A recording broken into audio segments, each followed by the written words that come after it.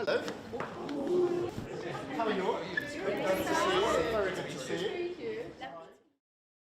I hope you enjoyed that intro. That was from today. However, we do have some serious stuff to go over in today's video, as Keir Starmer has caved to the pressure, and something really doesn't add up. If you cast your minds back to about a month ago, every sort of news station was discussing this story. That was, of course, with regard to the collapsing of the Chinese spy scandal. It was everywhere, and everyone was talking about it. It seemed though the Prime Minister wouldn't be able to wriggle his way out of it. All the opposition parties were hounding him over it, and as always with Keir Starmer, we don't actually get any answers. And still to this day, I don't think we ever got any answers. We just moved on to the next scandal and a new spotlight that was on the Prime Minister.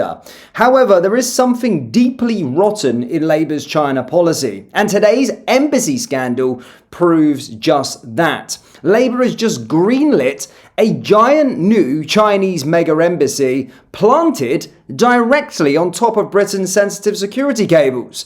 And this isn't some off mistake. This comes after they crashed a key spy trial, letting alleged Chinese agents walk free, and after they gave away strategic British islands to a nation openly aligned with Beijing. Something doesn't add up. Guys, we are going to be discussing this whole story in today's video, but as always, please do hit the like button and hit the subscribe button for more. We're also closing in on 1,000 followers on X, so if you haven't already followed us over there, please do. It's British Stand. So let's dig into this story, guys. Labour caves to China's demands as Keir Starmer approves super embassy despite the spy threat. Keir Starmer is set to cave to pressure from Beijing and approve a new Chinese super embassy in central London next month, despite a mirage of serious security concerns. The Prime Minister is understood to have given the go-ahead by both MI5 and MI6, despite the same week they also, of course, uncovered essentially China looking to headhunt MPs on LinkedIn. Both the Home Office and Foreign Office are also said to have not raised any objections as long as the relevant security mitigations were assured. The departments responsible for the security services are expected to present their formal response to the embassy proposal in days ahead of the official decision date on December 10th. However, a Whitehall source has indicated this process is likely to be a mere formality per the Times. The Ministry of Housing, Communities and Local Government declined to comment when approached by GB News for further information. The apparent decisions emerges in the shadows of tensions between Britain and China following the collapse of the spy trial of two men accused of passing information to Beijing. With both denying any wrongdoing, the case ground to a halt as the government refused to label China as a national security threat. It led to China threatening the British government with consequences if Keir Starmer blocked the embassy plans. In fact, that was the last video we covered on this whole sort of Chinese spy scandal when they did send a threat his way. But despite all of this and despite all of the uproar, despite the security concerns, this mega embassy is going to be going ahead. I just want to get a little reaction here in video format with regard to this. Because as I just touched upon, as you know, this comes in the same week as the MI5 warned that Chinese agents are using LinkedIn to extract information. Have a watch. Where to start? Let's start with the embassy. It looks like the government's going to approve it. Yes, it is extraordinary, Tom. You could not make up the fact the Chinese have been involved in repeated espionage crises with this country, including the latest one this week when seemingly hundreds, if not thousands of people have been contacted by their agents.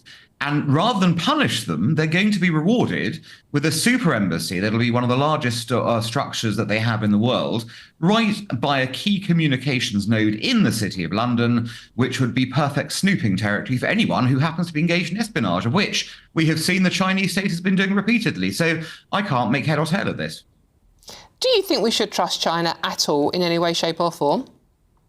No, not at all, because proof has come time and time again that they wish us ill in the form of either trying to subvert our politics or damage our interests, or indeed just break treaties like the one in Hong Kong, willy-nilly. So there's nothing to trust. Yes, we get that they're a major economic power. We do want to trade with China, but this should not come at the cost of national security or at the cost of allowing them to engage in espionage without any kind of repercussion for them. In fact, they seem to be rewarded rather than punished.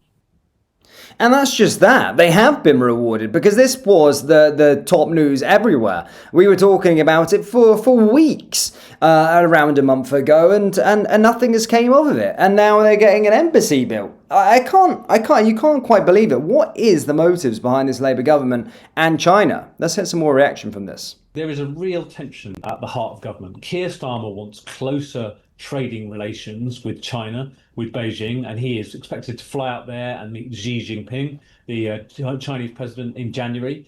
So that is part of trying to basically get our economy, which is really faltering, back on track. So that's what that's about. But at the same time, you've got MI5 and the security services going, hey, there is mass espionage being conducted against the UK.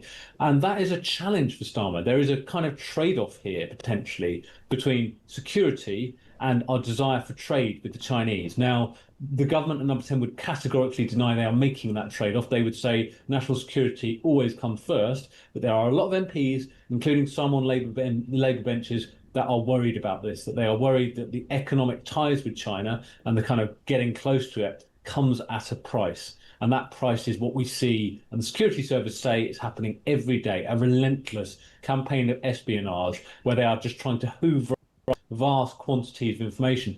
The way it's put to me is they just want the information. They've got years to sift through it. So they just kind of take this very broad brush, mass kind of fishing approach to getting as much information as they can from people, be it hacks, be it through, kind of grooming people. The whole array of options is being deployed against us every single day. They have more information than they know what to do with. We revealed a little while ago there'd been a massive hack of secure government information systems where they'd got terabytes of data. So just huge quantities of data.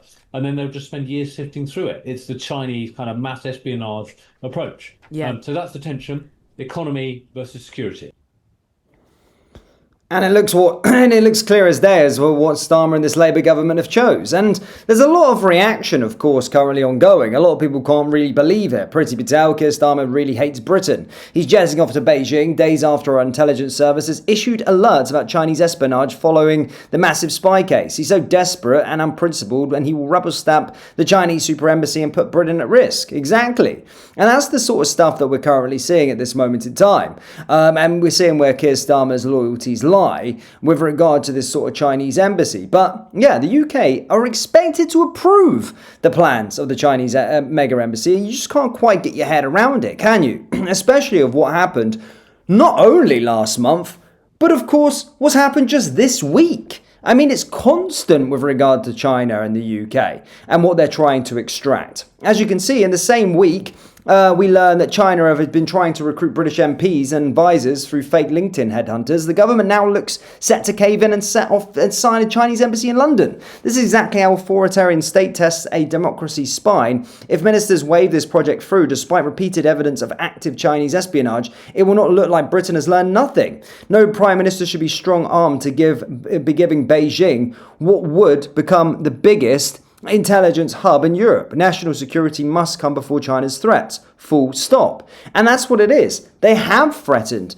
Keir Starmer. They did threaten the Labour government. They threatened. They said it needs to go ahead. Otherwise, there'll be consequences. And it's clear he's picking the economic benefits over our national security. Now, can this guy be any more treasonous than this?